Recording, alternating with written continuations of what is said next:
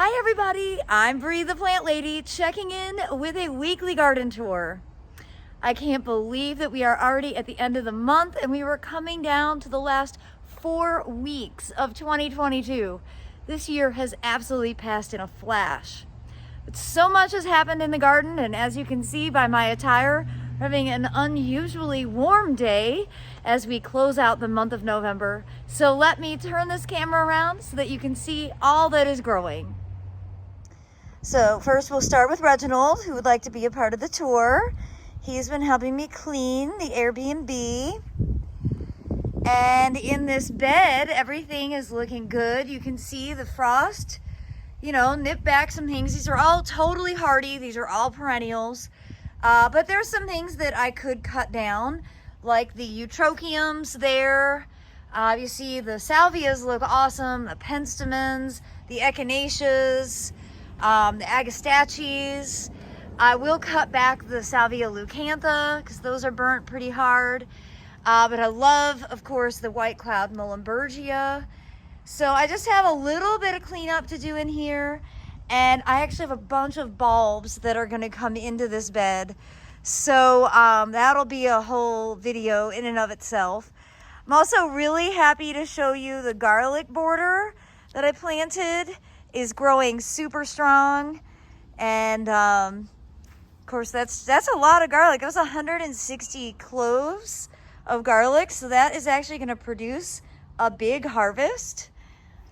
And yeah, overall I'm just so pleased with how this bed is filled in. You might remember that a long time ago I seeded violas, and they are finally starting to come to fruition. There's not a ton, but there are some. You can see there's another one right there. And they're sort of scattered all throughout the bed. And I'm really excited to get bulbs put in here. They've been sitting on my front porch for over a week. So hopefully this week I will get that accomplished. And of course there is Cubby and there is Reginald. And everything here on the front porch is doing well. None of these mangave have been nipped by cold, so that is great news. Everything is looking good, and of course the winter interest containers are growing strong. And out here at Dennis's bench, the pots that I did last week are doing well. You can see this one, this is a wheat, is already starting to germinate. That is under a week. And this one here that had varieties of kale, you can see they're starting to germinate, and lettuce starting to germinate in this pot as well. So far I don't see any germination in the poppies, but that's normal. They usually take a little over 2 weeks to germinate. So those 2 pots are poppies, and then here is another wheat, and you can see that is already starting to grow. So this is so exciting. Whole new season ahead. And while I'm on this side of the property, I want to show you that the area that we did in the direct seeding class, the first class, I think that was November 12th, you can see the clumps of wheat are germinating, and we've got lots of poppy germination. Look at all those little baby poppies. So that was 2 weeks ago, and yes, indeed, we have germination. So hopefully that will be encouraging for everyone. I see a lot of stuff growing in here. I'm not exactly sure what these are. I have to wait until they form true leaves. And this looks like potentially with the double leaf, I think that might be a Schultzia, California poppy. These really tiny ones are the breadseed poppies. I'll definitely be giving you continuous updates from this border. Of course, this whole section is self-sown, and it's predominantly larkspur. You can see larkspur has this kind of frilly leaf, and I've got some weeding to do in here, because that happens. But I will get to that. Oh, Reggie is climbing the pseudolarix. For pseudolarix is one of the deciduous conifers. similar to the taxodium, which is native. That's Taxodium distichum. That is also a deciduous conifer. So it's a conifer, it's cone bearing, but it loses its needles every year. Then it's bare branched all winter and then flushes back out in the spring.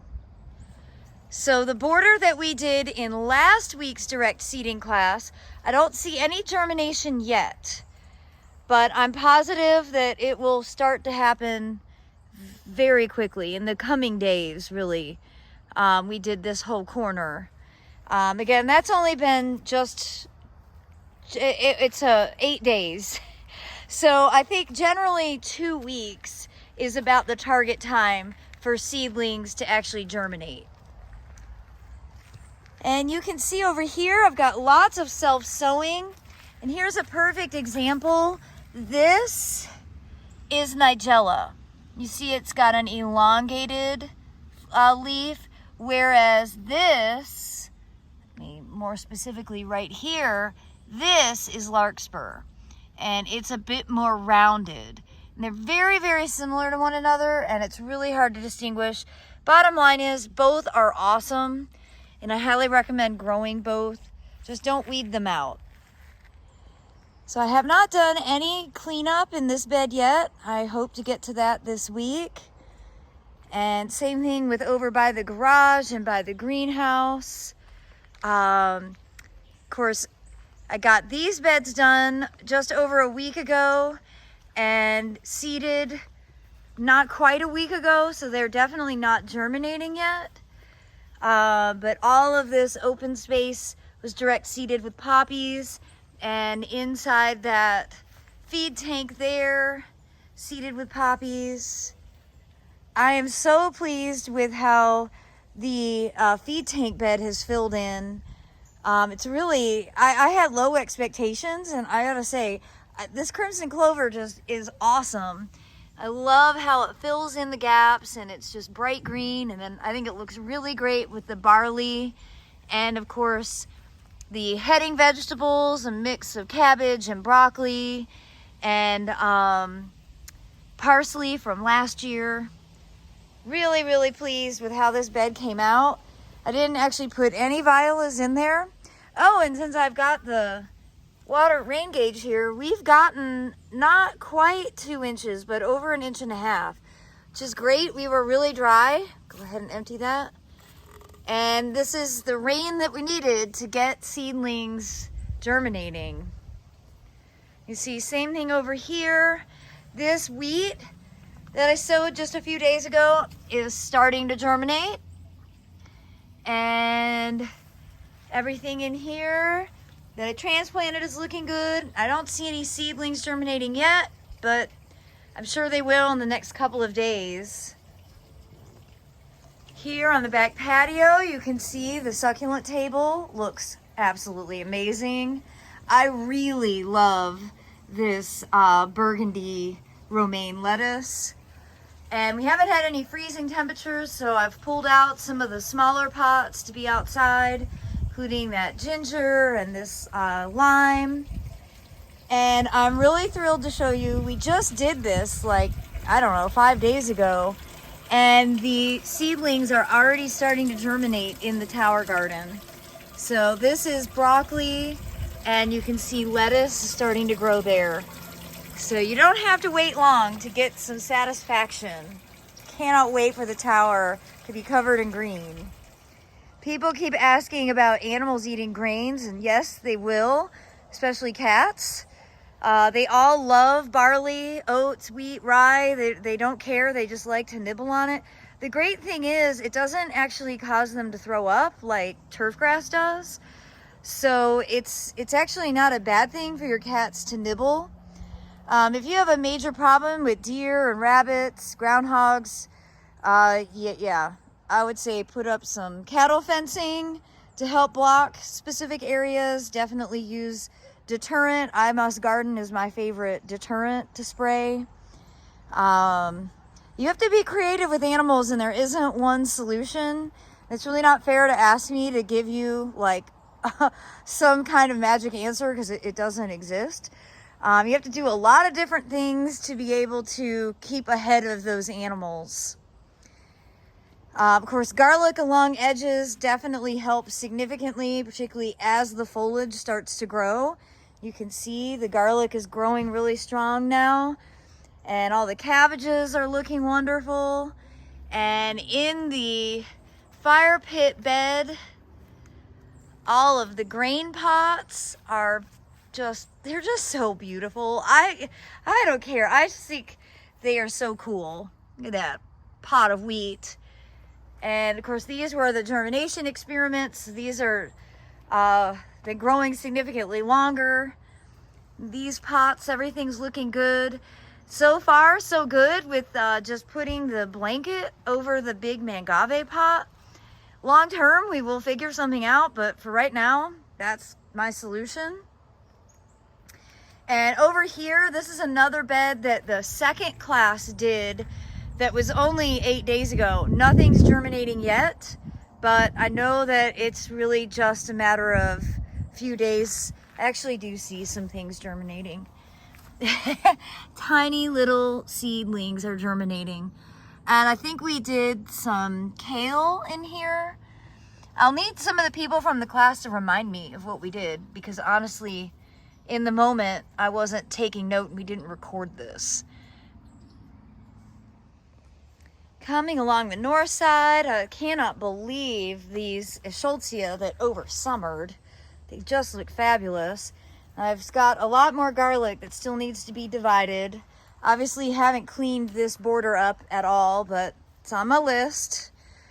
Coming along here, not a lot to report on the north side. The Chinese fringe tree hasn't really gotten into color yet. That's usually mid-December. And I'll soon be gathering a lot of branches off of this Abies nordmanniana. It's kind of the perfect foliage for window boxes. The consensus definitely was to just stuff them full of greens for this season. I'm really excited to get started decorating sooner than later.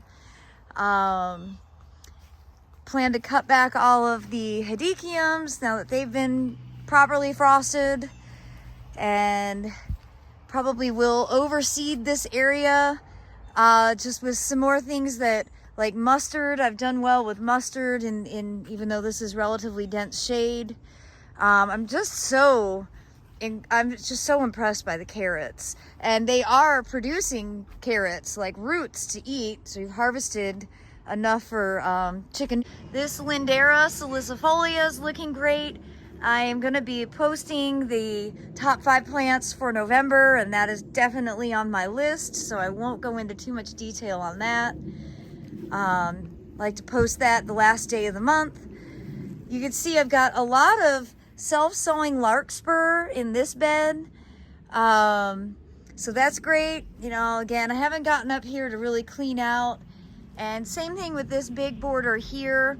I have some weeding to do. There are some open areas where I'd like to distribute some seeds, and I still have all of these violas to plant.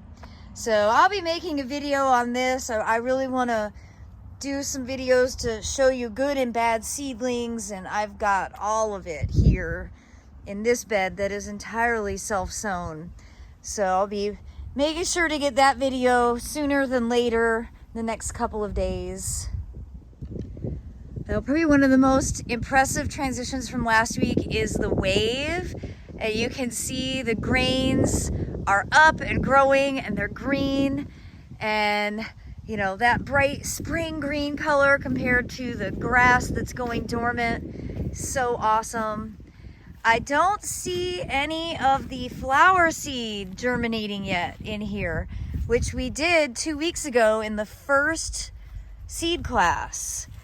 And that is a bit confusing to me, because I was definitely anticipating getting home from Thanksgiving at my parents' to see some seed germination in here. But of course, I'm not going to give up.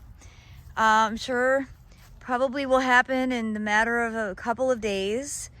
But nevertheless, I'm thrilled to see the oats and rye that the students from Care Academy sowed doing so well. This border is going to be magnificent. Well, out here in the driveway bed, you can see the viola side of the wall is doing great. This pot that I sowed just a few days ago, I believe this is rye. I'm sure this is rye, is starting to germinate. And over here, there's the boys. They're probably ready for fancy feast, you guys. This is what they do. These pots look nice. This beautiful camellia, oh my gosh. I mean, you know, some of these flowers are burnt, but you can really see this is pink limeade. Look at that perfect little flower. It's just so cute. And along here on the south border, again, I haven't done any cutbacks yet. And I'll just sort of make my way around the yard. I'll trim that kufia down and that papyrus. And of course, clear out the last of the castor beans and that black-eyed Susan vine. And get this area all cleaned up once and for all. And I have to point out, I think this is the earliest that I have ever noticed Jasminum nudiflorum blooming. We are still in November, and usually this is in full flower like in January. So it's pretty cool to see it starting to flower right now. It's just such a cheerful plant. It's definitely a spreader. So it's one of those plants, like, you plant it with caution, recognize like it's going to take up some real estate everywhere that it touches the ground. It roots in. So yeah, plant with caution, but definitely a plant that I wouldn't want to be without. A lot of times people will think this is forsythia, but it's not. It's Jasminum nudiflorum. Nudiflorum meaning it flowers usually on bare branches. You see the foliage hasn't really fallen off yet, and it's already starting to bloom. I think it's a little bit confused by our weather. But hey, so am I. You know, in North Carolina, you basically can't put away your summer clothes, and you still need to have sweaters accessible because, you know, every day is kind of a different situation. I'm never gonna complain getting to wear sleeveless on a late November day because it sure does feel good outside today. Well, I hope you've enjoyed this quick garden tour. I look forward to sharing more updates as I make more progress in the garden, and I can't wait to continue to show you as the cottage garden seeds continue to germinate and give you guidance along the way so that you will have a really beautiful and successful experience with it. Well, I look forward to sharing another update with all of you next week, and I hope that you have a fantastic end of November and start to December. Take care, and thanks for watching.